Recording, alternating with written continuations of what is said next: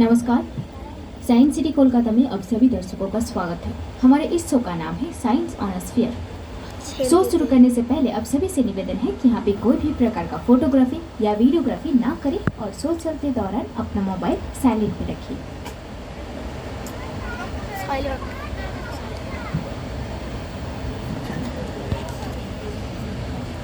Silent रखो। बाबा जी तो चलिए हम इस शो को स्टार्ट करते हैं। तो हम सभी जानते हैं हम रहते प्लैनेट अर्थ पे, लेकिन अफसोस की बात यही है इस अर्थ पे रहते हुए भी हम पूरे अर्थ को एक ही टाइम में नहीं देख सकते। उसके लिए हमें जाना पड़ेगा स्पेस में। तो कुछ टाइम के लिए मान लीजिए ये रूम एक स्पेसशिप है और हम एक एस्ट्रोनॉट्स। तो चलिए चलते हैं स्पेस की ओर।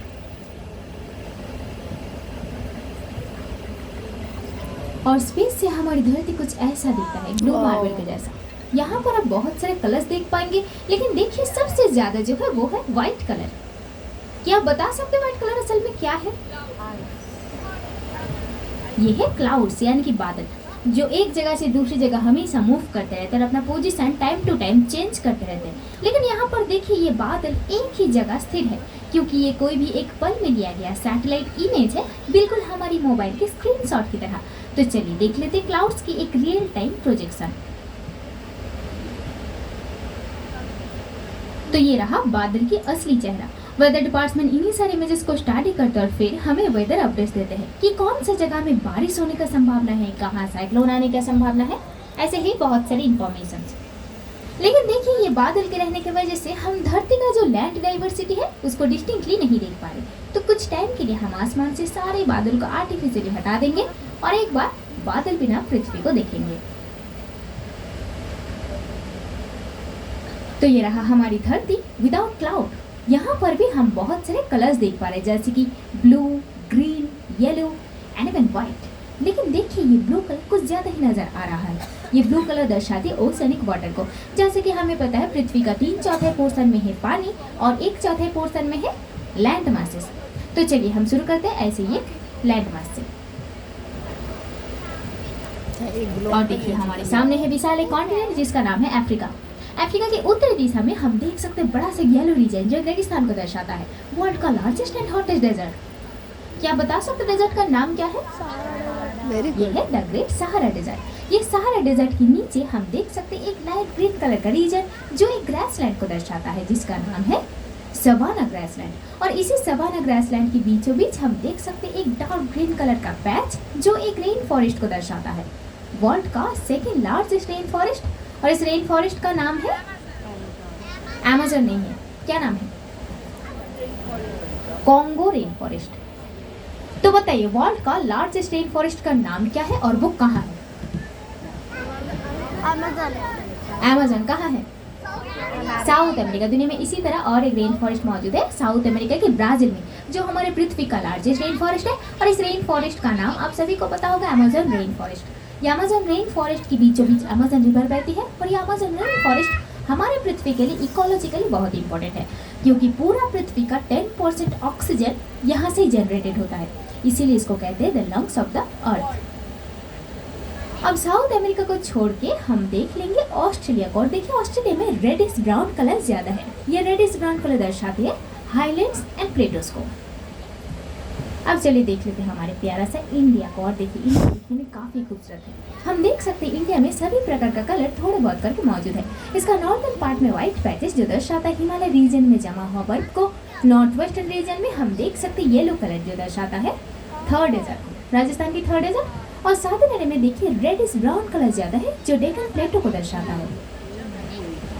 अब हमारे पृथ्वी का 2 पोल्स है। ये है पृथ्वी का नॉर्थ पोल जो ग्रीनलैंड रीजन को दर्शाता है, और ये है पृथ्वी का साउथ पोल जो दर्शाता है एंटार्क्टिक रीजन को। अब ये दोनों ही पोल फ्रिजिड जोन में है, यानी कि यहाँ पे पूरा साल बर्फ जमी हुई रहती है और इसीलिए देखिए इसका कलर भी व्हाइट है। अब आपके सामने ये जो पृथ्वी आप देख सकते हैं, इसका चारों ओर ध्यान से देखिए, हर डायरेक्शन में हमें सिर्फ दिन और दिन ही दिखाई देगा। लेकिन कैसा होता है कि पूरा पृथ्वी में एक साथ सिर्फ दिन हो? पृथ्वी में रहते वक्त क्या हम सिर्फ दिन को महसूस करते हैं? नहीं, रात भी होता है क्योंकि पृथ्वी 24 घंटे में अपने एक्सिस पे रोटेशन कंप्लीट करते हैं और उसी दौरान पृथ्वी की जिस स्पेस में सन का लाइट पड़ता है वहाँ पे होते हैं दिन और उसका अपोजिट साइड में होते हैं रात। और यहाँ पर हम एक सर्कल को देख सकते हैं जो ये दिन और रात को सेपरेट करे, जिसे हम कहते हैं द सर्कल ऑफ इल्यूमिनेशन। अब सोचिए अगर पूरा पृथ्वी में एक साथ रात होता, ऐसा असल में होता तो नहीं कि पूरा पृथ्वी में एक साथ रात है, अगर होता तो उस रात की पृथ्वी को दिखने में कैसा लगता। तो चलिए हम उसको भी एक बार आर्टिफिशियली देख लेंगे। तो ये रहा रात की पृथ्वी। देखिए पूरा पृथ्वी में अंधेरा होने के बावजूद बहुत सारे ग्लोइंग डॉट्स हमें दिखाई देगा, जैसे कि कोई ग्लिटरिंग डायमंड्स हो। क्या आप बता सकते हैं ये ग्लोइंग डॉट्स एक्चुअली क्या है? ये है नाइट टाइम लाइट्स जो हम घरों में, बाजारों में, सड़कों में जलाते हैं रात के समय। इन्हीं लाइट से हमें बहुत सारी इन्फॉर्मेशन मिलती है, जैसे कि कोई भी रीजन का पॉपुलेशन कैसा है, वहाँ का इकोनॉमी कैसा है, वहाँ पे रहने वाले लोग अमीर है या गरीब, टेक्नोलॉजीज का प्रयोग करता है या नहीं, ऐसे ही बहुत सारे इन्फॉर्मेशन। इसीलिए ये लाइट्स को कहते हैं द लाइट्स ऑफ सिविलाइजेशन, यानी कि मानव सभ्यता का दिया। तो चलिए हम शुरू करते हैं हमारे देश भारत से। और इंडिया में देखिए लाइट्स का डेंसिटी काफी ज्यादा है जो इसका पॉपुलेशन को दर्शाता है। आज के दिन हम जानते हैं पॉपुलेशन में इंडिया टॉप कर रहा है, लेकिन देखिए इंडिया के पूरे एरिया में लाइट्स का डेंसिटी होने के बावजूद एक पोर्शन में लाइट्स बहुत ही कम है, नॉर्थ वेस्टर्न रीजन में, क्योंकि वहाँ पे है थर्ड डेजर्ट, वहाँ पे बहुत ही कम लोग रहते हैं। अब इंडिया के थोड़े ऊपर हम देख लेंगे यूरोप का चेहरा, और यूरोप को देखिए दिखने में कुछ छिपकली जैसा लगता है। यहाँ पर हम देख सकते हैं कि लाइट्स का डेंसिटी इंडिया से भी ज्यादा है। तो क्या हम बोल सकते हैं कि यूरोप का पॉपुलेशन इंडिया का पॉपुलेशन से ज्यादा है? नहीं, बल्कि पूरा यूरोप का पॉपुलेशन इंडिया से करीब 50 करोड़ कम है। फिर भी काफी इल्यूमिनेटेड दिखाई देता है क्योंकि यहाँ पे रहने वाले लोग बहुत ही अमीर है और इसी वजह से इलेक्ट्रिसिटीज एंड टेक्नोलॉजीज का प्रयोग भी ज्यादा करते हैं। वही अगर हम देख लेंगे अफ्रीका को, तो इसको एक रिलेटिवली डार्क रीजन जैसे लगेगा, क्योंकि अफ्रीका में बहुत सारे ऐसे एरियाज है जो अब तक हैबिटेबल नहीं है, जैसे कि सहारा डेजर्ट, सवाना ग्रासलैंड, और अफ्रीका में बहुत सारे अंडर डेवलप्ड कंट्रीज भी है। अब अगली स्लाइड में हम देखेंगे अर्थ के ऊपर एयर ट्रैफिक डेंसिटी को, और यहाँ पर हम देख सकते हैं बहुत सारे ग्रीन कलर का मूविंग डॉट यहाँ से वहाँ जा रहे हैं। ये सारे डॉट्स दर्शाती है एक एक एक्टिव फ्लाइट्स को। इंडिया में देखिए फ्लाइट्स का डेंसिटी कुछ ज़्यादा नहीं है क्योंकि दिन के समय 2 से 3 हज़ार फ्लाइट्स लैंड एंड टेकअप करती है। वही अगर हम देख लेंगे चाइना एंड जापान की ओर, तो यहाँ पर फ्लाइट्स का डेंसिटी इंडिया से कुछ ज़्यादा दिखाई देगा क्योंकि यहाँ पे पाए जाते हैं बहुत सारे सिलिकॉन एंड सेमीकंडक्टर इंडस्ट्रीज। अब चलिए देख लेते हैं यूरोप का चेहरा।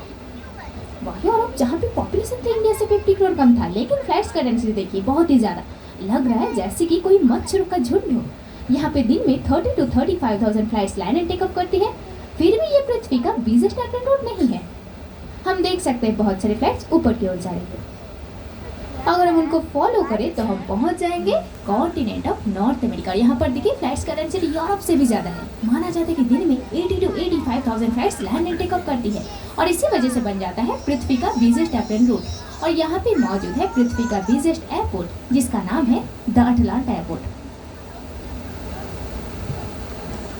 अब एक चीज़ नोटिस कीजिए, जैसे जैसे रात होता है ये फ्लाइट्स का डेंसिटी भी कम हो जाता है क्योंकि रात के आसमान में सिर्फ और सिर्फ इंटरनेशनल फ्लाइट्स ही चलती है। डोमेस्टिक फ्लाइट्स यानी कि घरेलू विमान बंद हो जाते हैं। अब रात के आसमान में हमें ये फ्लाइट दिखाई दे या ना दे, हम एक बहुत बड़ा सेलेस्टियल ऑब्जेक्ट को देख सकते हैं जो और कोई नहीं बल्कि हमारे प्यारा सा मून है, यानी कि चंद्रमा। मून हमारे पृथ्वी का एक लौता नेचुरल सैटेलाइट है और इस मून का 2 पार्ट है। एक है ये ब्राइट शार्प वाला चेहरा और दूसरा है ये काली धब्बेदार वाला पोर्शन। क्या आप बता पाएंगे जब पूर्णिमा के टाइम हम फुल मून को देखते हैं तो मून का कौन सा सरफेस देखते हैं, ये ब्राइट सरफेस या फिर ये काली धब्बेदार पोर्शन? काली धब्बेदार, बिल्कुल सही। हर पूर्णिमा के टाइम हमें काली धब्बेदार पोर्शन को ही देख पाते हैं जिसे हम कहते हैं चांद का कलंक, क्योंकि हमें पता है चांद 27.5 दिन में अपने एक्सिस पे रोटेशन कंप्लीट करते हैं और उसी 27.5 दिन में वो पृथ्वी का अराउंड एक रेवोल्यूशन भी कंप्लीट कर लेते हैं। इसीलिए हम बार बार एक साइड को ही देख पाते हैं और वो है ये काली धब्बेदार पोर्शन। दूसरे ब्राइट साइड हम कभी नहीं देख सकते, वो पीछे छिप जाता है। अब मून तो एक नेचुरल सैटेलाइट है, इसका खुद का कोई रोशनी नहीं है, तो सवाल यही है इस मून को रोशनी देता कौन है? और हम सभी को पता है कि मून को रोशनी देता है सन, यानी कि सूरज, जो दिखने में एक आग का गोला जैसा लगता है। यहाँ पर हम देख सकते हैं बहुत सारे येलो कलर का पैचेस, जो सब दर्शाता है एक एक एक्टिव सोलर फ्लेयर्स को, जहाँ से एमिटेड होता है काफ़ी मात्रा में यूवी रेडिएशन, जो हमारी स्किन के लिए बहुत ही खतरनाक है। आप सन को एक न्यूक्लियर रिएक्टर के साथ भी कंपेयर कर सकते हो, जहाँ कंटिन्यूअसली न्यूक्लियर फ्यूजन रिएक्शन चलता रहता है। दो हाइड्रोजन आइसोटोप मिलकर एक हीलियम एटम बनाते हैं और उसी के साथ जनरेट करते हैं large amount of energy heat and light के फॉर्म पे। इसीलिए सन का टेम्परेचर बहुत ही हाई रहता है। इसका सरफेस का टेम्परेचर करीब 5 से 6000 डिग्री सेल्सियस तक हो सकता है और इसका कोर का टेम्परेचर करीब 1.5 करोड़ डिग्री सेल्सियस तक हो सकता है। और हमारे इस रूम का टेम्परेचर है ओनली 20 डिग्री सेल्सियस। तो हम अंदाज़ा लगा सकते हैं कि सन का टेम्परेचर कितना ज़्यादा है। तो सन हमारे सोलर सिस्टम का एक लौता स्टार है और इसी सन को केंद्र करके एक एक प्लैनेट रिवॉल्व करते हैं। तो चलिए हम देख लेंगे हर एक को। और सबसे पहले आते हैं सोलर सिस्टम का फर्स्ट प्लैनेट मर्क्यूरी यानी कि बुध। मर्क्यूरी हमारे सोलर सिस्टम का फास्टेस्ट रिवॉल्विंग प्लैनेट है, जो अपने रेवोल्यूशन 88 डेज में खत्म कर लेते हैं। मर्क्यूरी के सरफेस में हम जो ब्लू कलर देख पा रहे हैं वो एक लो रिफ्लेक्टिंग सब्सटेंस की प्रेजेंस की वजह से है और येलो कलर दर्शाते हैं सल्फाइड ऑर्स को। लेकिन मर्क्यूरी पे न जल है न एटमॉस्फेयर और इसका अपना कोई नेचुरल सैटेलाइट भी नहीं है। मर्क्यूरी के बाद आता है सोलर सिस्टम का brightest and hottest planet Venus. Venus sun से दूसरी पोजीशन में रहते हुए भी हॉटेस्ट है, क्योंकि यहाँ पे पाया जाता है एटमॉस्फेयर, जहाँ करीब 96% कार्बन डाइऑक्साइड पाया जाता है। जैसे कि हमें पता है ये कार्बन डाइऑक्साइड एक ग्रीन हाउस गैस है, इसीलिए सन से आया हुआ रेडिएशन को ये एंट्रैप करके रख सकता है और यही एंट्रैपमेंट ऑफ हीट की वजह से वीनस का टेम्परेचर भी बहुत ही हाई रहता है, लगभग 800 केल्विन। और इस वीनस का भी अपना कोई नेचुरल सैटेलाइट नहीं है मर्क्यूरी जैसा। और वीनस के बाद आती है हम सबका प्यारा धरती यानी कि मदर अर्थ। अर्थ सन से एक ऑप्टिमम डिस्टेंस पे होने के कारण यहाँ पर जीवन का अस्तित्व है और यही एक जगह है जहाँ पानी का 3 स्टेट मौजूद होता है, यानी कि सॉलिड, लिक्विड एंड गैस। इस अर्थ के एक नेचुरल सैटेलाइट है मून, जिसके बारे में हम पहले डिस्कस कर चुके हैं और इस अर्थ के बारे में बहुत सारी इंफॉर्मेशन हमें पहले से पता है। तो चलिए चलते हैं सोलर सिस्टम के नेक्स्ट प्लैनेट की ओर, और जिसका नाम है मार्स यानी कि मंगल। अब मार्स का एक निकनेम भी है, क्या आप बता सकते हैं मार्स का निकनेम क्या है? The red planet. मार्स को हम बुलाते हैं द रेड प्लैनेट, क्योंकि मार्स के सरफेस में पाए जाते बहुत सारा आयरन ऑक्साइड जो मार्स को रेड बनाता है। लेकिन रेड होना मार्स को खास नहीं बनाता। मार्स को खास बनाता है इसका 2 पोल। हमारे पृथ्वी जैसा मार्स का भी 2 पोल है, और ये रहा मार्स का नॉर्थ पोल और ये है मार्स का साउथ पोल। अब ये दोनों ही पोल में बर्फ जमी है, लेकिन वो बर्फ पानी का है या फिर कार्बन डाइऑक्साइड का ड्राई आइस, इसके बारे में रिसर्च अभी भी जारी है। मार्स का अपना 2 नेचुरल सैटेलाइट है। पहला सैटेलाइट का नाम है डीमोस और दूसरा है सैटेलाइट फोबोस। ये डीमोस और फोबोस बहुत ही इरेगुलर से कि दिखने में बिल्कुल खाने की आलू जैसा 2 सैटेलाइट है, लेकिन यहाँ पर हम देख सकते हैं ये सैटेलाइट गोलाकार दिखाई दे रहा है क्योंकि ये स्क्रीन गोलाकार है। और ये फोबोस हमारे सोलर सिस्टम का सबसे छोटा सैटेलाइट भी है। उसके बाद आता है सोलर सिस्टम का सबसे बड़ा प्लैनेट, जिसका नाम है जुपिटर, जो एक गैसियस प्लैनेट है। आप देख सकते हैं इसका सरफेस में गैसेस का मूवमेंट। अब जुपिटर का सरफेस को ध्यान से देखिए, इसका बीच बीच में एक गोल सैचेस घूमता हुआ दिखेगा, जिसे हम कहते हैं the great giant I of Jupiter, जो असल में एक साइक्लोन है। और ये साइक्लोन इस जुपिटर पे 350 साल से राज कर रहा है। और ये छोटी सी साइक्लोन का साइज इतना बड़ा है कि करीब 3 अर्थ यहाँ पे एक साथ फिट हो सकते हैं, और माना जाता है कि पूरा जुपिटर में करीब 1300 अर्थ एक साथ फिट हो सकते हैं। तो हम अंदाजा लगा सकते हैं कि जुपिटर का साइज कितना बड़ा है। अब साइज इतना बड़ा तो उसका नंबर ऑफ सैटेलाइट्स भी ज़्यादा होगा। अभी तक करीब 92 सैटेलाइट डिस्कवर्ड हुए हैं, उनमें से 4 मेजर गैलीलियन सैटेलाइट के बारे में यहाँ पर डिस्कस्ड होगा। और पहला सैटेलाइट का नाम है यूरोपा। यूरोपा एक एलिट क्लास ऑफ सैटेलाइट है, जो दिखने में एक आइस बॉल की तरह, और इसका सरफेस में हम देख सकते हैं बहुत सारे स्क्रैचेस। दूसरा है सैटेलाइट गैनीमीड। इस गैनीमीड का एक स्पेशलिटी है, ये जुपिटर का लार्जेस्ट सैटेलाइट है और हमारे सोलर सिस्टम का भी लार्जेस्ट सैटेलाइट। तीसरे पे आते हैं कैलिस्टो। कैलिस्टो को देखिए, दिखने में कुछ गोल्फ बॉल जैसा लगता है और इसका सरफेस में पाए जाते हैं बहुत सारे क्रेटर्स एंड डेड वोल्केनोस, इसीलिए कैलिस्टो को हमारे सोलर सिस्टम का one of the oldest satellites भी कहा जाता है। और कैलिस्टो के बाद आता है बहुत ही खास एक सैटेलाइट, जिसका नाम है आईओ। जब पहली दफा साइंटिस्ट ने इस आईओ को देखा था तो आईओ उनको एक स्पेशल खाने की चीज ऐसा लगा था, बिल्कुल पिज्जा जैसा, इसीलिए आईओ को कॉस्मिक पिज्जा भी कहा जाता है, यानी कि स्पेस में घूमने वाला पिज्जा। लेकिन इसका सरफेस को ध्यान से देखिए, बहुत सारे ब्लैक डॉट्स हमें दिखाई देगा, जो सब दर्शाता है एक एक एक्टिव वोल्केनोस को। तो आईओ खूबसूरत होने के साथ साथ बहुत डेंजरस भी है। खाने के लायक तो बिल्कुल नहीं। अब आते हैं सोलर सिस्टम का सबसे खूबसूरत प्लैनेट जिसे हम पुकारते हैं the queen of planet, Saturn. Saturn का खूबसूरती का मेन रीजन इसका रिंग्स में जो आउटवर्डली प्रोजेक्टेड होता है। वो रिंग हम यहाँ नहीं देख सकते क्योंकि ये एक 2D प्रोजेक्शन है। अगर 3D या होलोग्राफिक होता तो वो रिंग हम देख पाते। अब सैटर्न का साइज भी काफी बड़ा है। अभी तक इसका 83 मून्स डिस्कवर्ड हुए हैं। उनमें से इंपॉर्टेंट मून का नाम है टाइटन और ये है टाइटन। टाइटन सैटर्न का लार्जेस्ट सैटेलाइट है और हमारे सोलर सिस्टम का second largest satellite after Ganymede. और कहा जाता है इस टाइटन में मीथेन का बरसात होते, तो हम अंदाजा लगा सकते हैं कि टाइटन का टेम्परेचर कितना कम होगा। अब नेक्स्ट प्लैनेट है यूरेनस। यूरेनस में पाए जाते काफी मात्रा में लो वेट गैसेस जैसे कि हाइड्रोजन, हीलियम और मीथेन, और इसका टेम्परेचर इतना कम होता है कि इसको हमारे सोलर सिस्टम का कोल्डेस्ट प्लैनेट भी कहा जाता है। और यूरेनस से मिलता जुलता इसका सिस्टर प्लैनेट भी है जिसका नाम है नेपच्यून। इस नेपच्यून में मीथेन का कंसेंट्रेशन यूरेनस से थोड़े ज्यादा होते हैं और इसीलिए देखिए इसका कलर भी डार्क ब्लू है। अब नेपच्यून से हमारे सोलर सिस्टम का आटो प्लैनेट का सफर तो खत्म होता है, लेकिन हम सभी जानते हैं 2006 साल के पहले इस फैमिली में एक और भी मेंबर हो करता था, प्लूटो। तो वो कौन था? जी हाँ, उस प्लैनेट का नाम था प्लूटो। लेकिन अनफॉर्चुनेटली प्लूटो को भी प्लैनेट का दर्जा नहीं दिया जाता है। इसे कहा जाता है द डॉग प्लैनेट क्योंकि इसका साइज बहुत ही छोटा है, हमारे चंद्रमा से भी छोटा। अब इसका सरफेस को ध्यान से देखिए। एक साइड की इमेज काफी क्लियर दिखेगा और दूसरी साइड की इमेज है ब्लर्ड, क्योंकि साइंटिस्ट अभी तक ये एक साइड के इमेज लेने में ही समर्थ रहे और दूसरी साइड का इमेज लेना अभी भी जारी है। अब सोचिए, हम तो रहते हैं हमारी फैमिली के साथ अपने अपने घरों में, हम सबका एक पर्टिकुलर एड्रेस होते हैं, तो इतना बड़े यूनिवर्स में सन इतना भारी भरकम प्लैनेट को लेकर कहाँ रहता होगा? इतना बड़े यूनिवर्स में हमारे सोलर सिस्टम का एड्रेस क्या है? जी हाँ, वो रहते गैलेक्सी में। हमारी गैलेक्सी के नाम है द मिल्की वे गैलेक्सी, यानी कि आकाश गंगा मंडली। यहाँ पर हम देख सकते हैं बहुत सारे डॉट्स जो सब दर्शाता है एक एक स्टार को।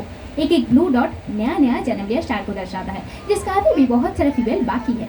एक एक व्हाइट या येलो डॉट दर्शाता है एक मिडिल स्टार को, जैसे कि हमारे सूरज, और एक एक रेड डॉट दर्शाता है एक ओल्ड स्टार को, जिसका फ्यूएल कभी भी खत्म हो सकता है और फिर वो ब्लैक होल में तब्दील हो जाएगा।